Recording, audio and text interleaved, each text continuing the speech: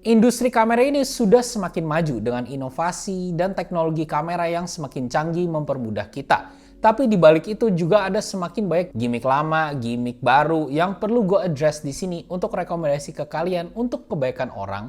Please banget, jangan kemakan sama marketing atau jangan beli produk-produk seperti ini. Let's break it down.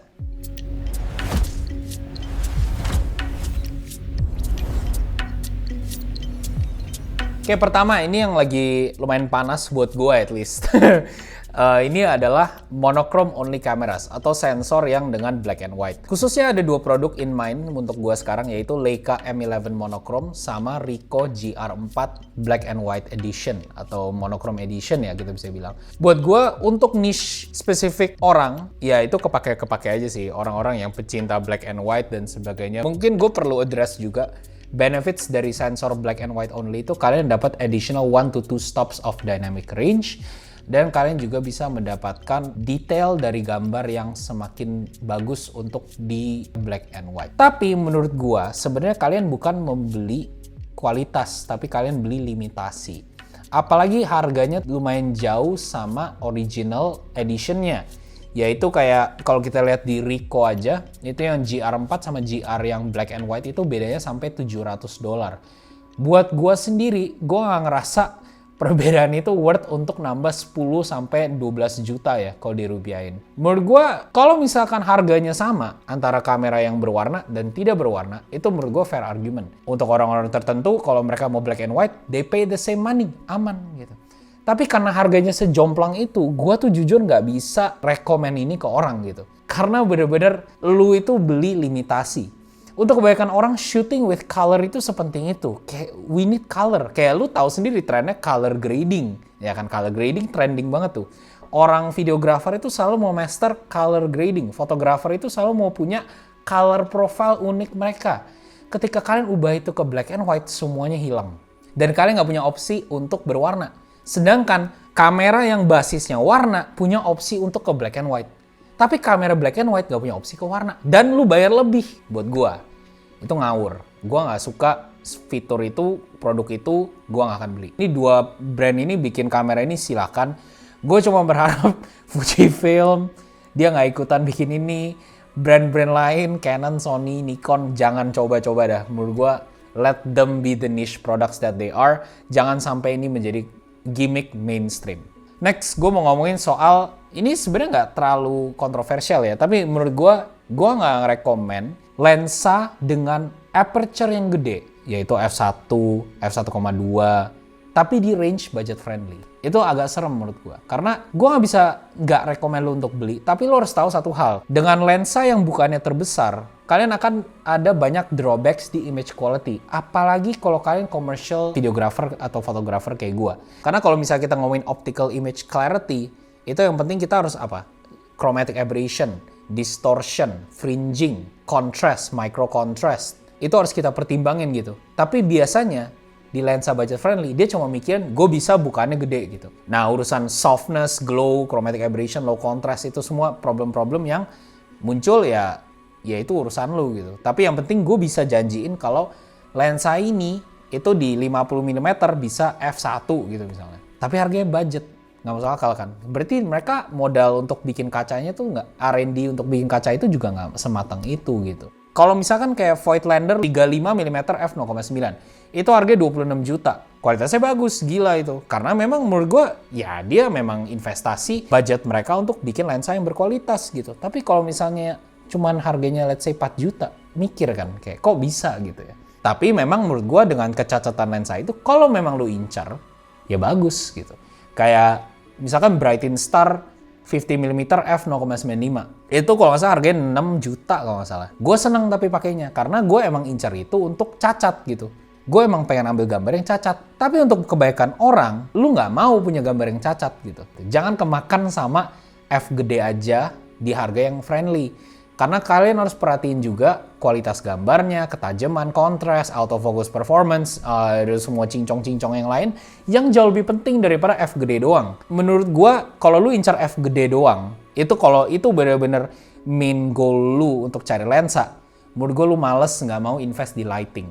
Lu nggak mau pelajarin lighting. Karena menurut gua, Kalau lu bener-bener paham lighting, jujur lu nggak akan jarang banget butuh f1,2, f1,4, f1 gitu. Bahkan umumnya gue punya lensa f1,2, ini kayak misalnya ini nih, gue pakai ini kan f1,2. Kalau misalnya di situasi lighting yang gue bisa kontrol, gue selalu pakai f2, f2,8, f3, f4 bahkan kadang. Jadi f1,2-nya tuh sebenarnya cuman additional benefit aja kalau lagi kepepet. Tapi menurut gue, untuk kebaikan orang, lu nggak sekepepet gue kok. Jadi asal lu tahu cara pakai lighting dan lu punya body yang capable, aman aja. Lensa no worry. Next, gue nggak suka lensa dengan zoom range yang terlalu lebay. Contoh ya, 18 sampai 300, 24 sampai 150, 20 sampai 200. Itu kayak focal length yang wide, medium, close up, tele itu ke cover semua. Menurut gue trade-offs-nya terlalu banyak. Kalian sacrifice so much. Karena dari pengalaman gue, lensa itu diciptakan biasanya dengan utama gitu ya. Kayak misalnya kita pakai lensa prime, memang diciptakan untuk lensa wide. Makanya kalau kita pakai prime lens yang sangat wide khususnya ya, kalian bisa tell the difference between kalau pakai zoom sama prime. Karena kalau biasanya pakai prime yang lensa kayak 8 mili, 10 mili, distorsinya tuh sangat dipikirin. Fokus areanya jelas, edges-nya masih tajam kalau lensa prime gitu ya. Tapi kalau kita ngomongin lensa zoom, biasanya akan berkorban di kontras, sama biasanya focal length tertentu itu pasti lebih jelek. Kalau misalnya kayak, misalnya 16-55. 16-nya lebih bagus dari 55. 55-nya nggak sebagus 16 gitu biasanya. Apalagi kalau kita ngomongin range zoom-nya makin jauh lagi, itu makin banyak cacatnya along the way. Karena kalau gue personally suka lensa yang lens elements-nya sedikit mungkin. Kalau misalnya kita ngomongin lens zoom range dengan sejauh itu, pasti lens elements-nya nggak jelas. Kita coba cari aja ya, gue belum pernah lihat sih. Ya, ini lensa 18300 itu punya 17 elemen di 13 grup. 17 elemen. Bahkan gue biasanya incernya di bawah 10 elemen kalau bisa. Melihat ini gue kayak, gila sih. Ini begitu berapa banyak kaca yang dia harus tembusin untuk ke lensa kita gitu. Dan apalagi biasanya aperture-nya variable. Jadi kalian harus hati-hati juga tuh. Karena semakin kalian zoom, less light comes to your sensor. Jadi kalian harus atur lagi ISO-nya, adjust lagi gitu. Keep in mind aja gitu. Saran gue sih kalau lensa zoom, pakai range-range yang aman-aman ya 24, 70, 70, 200. Itu menurut gue kayak memang diciptakan dengan fixed aperture for a reason. Karena mereka mampu dan kualitasnya bisa lebih bagus gitu. Gue tetap tim prime. Prime akan selalu memiliki gambar paling bagus. Tapi kalau misalkan gue harus pakai zoom pun, pakai range yang ya lumayan jauh lah. Tapi jangan sampai sejauh wide sampai tele gitu. Itu range-nya nggak jelas menurut gue. Intinya convenience lu tinggi, tapi image-nya nggak konsisten. Next, hybrid kamera yang mau bagus di dua-duanya. Ada aja kamera yang menurut gue dia selalu janjiin hybrid. Lu bisa fokus foto dan video gitu. Lengkap, fiturnya lengkap. Tapi menurut gue, kalau kalian punya kamera hybrid, cari yang spesifikasinya tuh nonjol di spesifik. Lebih ke foto atau lebih ke video.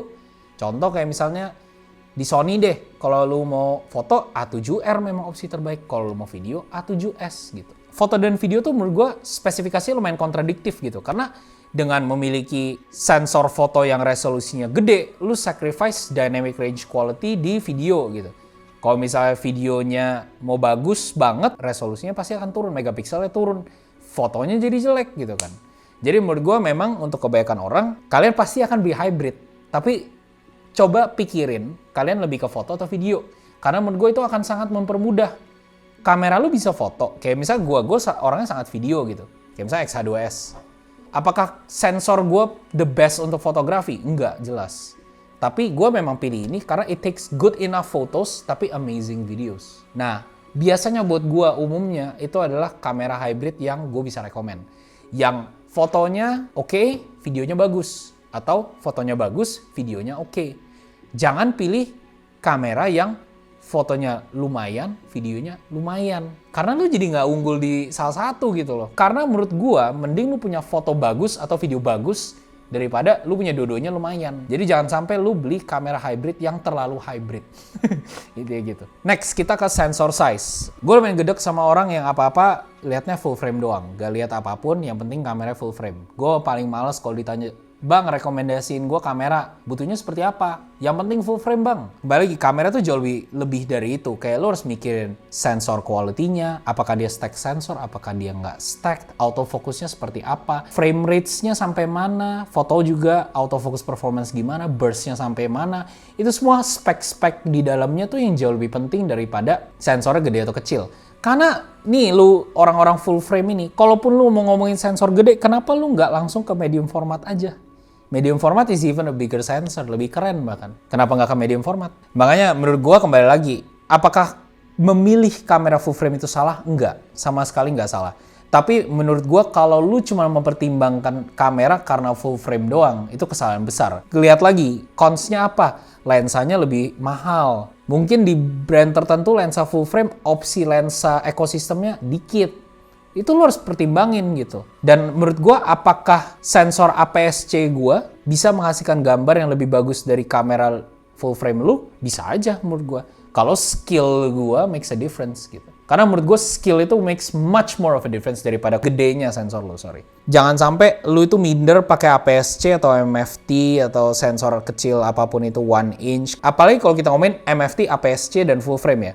Menurut gue MFT dan APS-C masih bisa bersaing dengan full frame soal image quality kalau lu tahu dengan benar cara pakainya, lensa yang benar, lighting yang benar.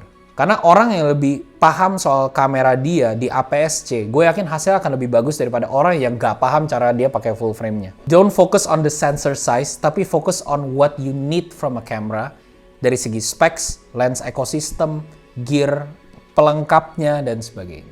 Ya, overall itu beberapa gimmick-gimmick kamera yang menurut gue membuat persepsi orang itu jadi sesat gitu menurut gue ketika mau beli kamera. Kita kalau lihat satu spek doang itu nggak lengkap gitu. Consumer, we have to be smart. Kita sebagai orang yang mau beli kamera, kita harus smart. Kita harus lihat kamera itu secara keseluruhan. Plus minusnya apa, consnya apa. Kita juga harus mempertimbangkan juga di balik itu aksesorisnya apa aja. Apakah kamera itu fungsinya sesuai dengan apa yang lo butuh, itu jauh lebih penting daripada kalian kemakan sama gear kayak fitur-fitur baru itu yang belum tentu lo butuh.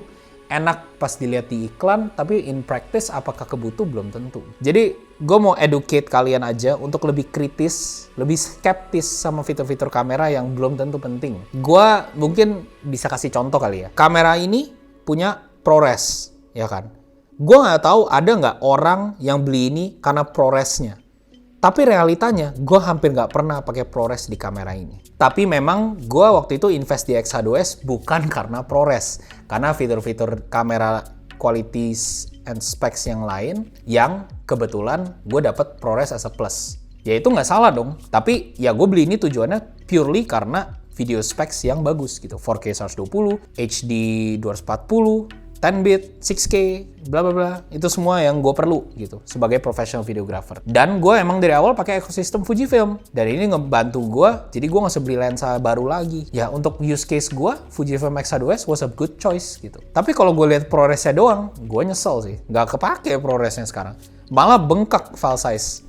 SSD gue bisa penuh dengan cepat. Gue pakai memori 512 GB aja itu nggak dapet 1 jam bahkan total recording. Seingat gue di ProRes HQ. Ya, you have to know apa yang lu butuh dari kamera dan gear itu supaya kalian bisa menjadi videographer yang lebih pintar, lebih cerdas daripada orang-orang yang bakar-bakar duit aja. Muja-muja kasih duit ke brand-brand ini. Sekian dari rant gue hari ini.